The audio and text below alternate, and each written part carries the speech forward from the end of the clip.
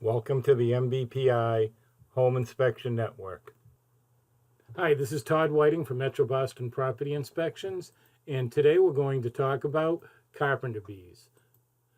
Some basic facts: the Carpenter Bees can be found throughout the United States and southern Canada. Carpenter bees do not eat wood, but they do build their nests in wood. The female Carpenter bee has a stinger, and she's not typically very aggressive, so it's not a major concern. The Carpenter bee is frequently mistaken for bumblebees. However, the bumblebee has a hairy abdomen and chest, and the Carpenter bee just has a hairy chest. And Carpenter bees usually live just a year, but they may live up to 3 years.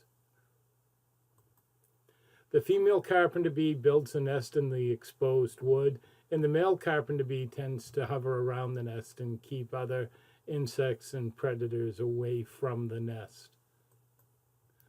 The entrance holes are about a ½ inch in diameter. They're perfectly round, and typically they're on the back side of the wood where you can't see them. Here we were fortunate enough to catch one right at the front. The entrance holes that are hidden can normally be identified by the wood castings that come out of the hole and the bee feces you can see dripping down here, and also right here on this photo. The nests, also called galleries, they do run at 90 degrees to the hole along the grain of the wood. They're near the surface, so frequently the wood, especially in 3/4 inch trim boards, wears out and the gallery becomes exposed. The damage isn't usually structural. They typically do not get into the structure of the home, but the damage may become so extensive that you may need to replace the trim.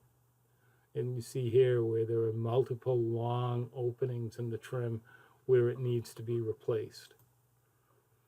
Woodpeckers eat carpenter ants, and as you can see in this picture, they've punched a few holes to get at the galleries, and they've really opened it up here, and that's a potential opening for a squirrel or other pests to get into the attic area. It may also lead to moisture intrusion into the structural rafters that are behind the trim. To get rid of Carpenter bees, you may be able to treat them in the early stages with dust or other pesticide. And pesticides are dangerous, and treatment should be performed by a licensed pest applicator.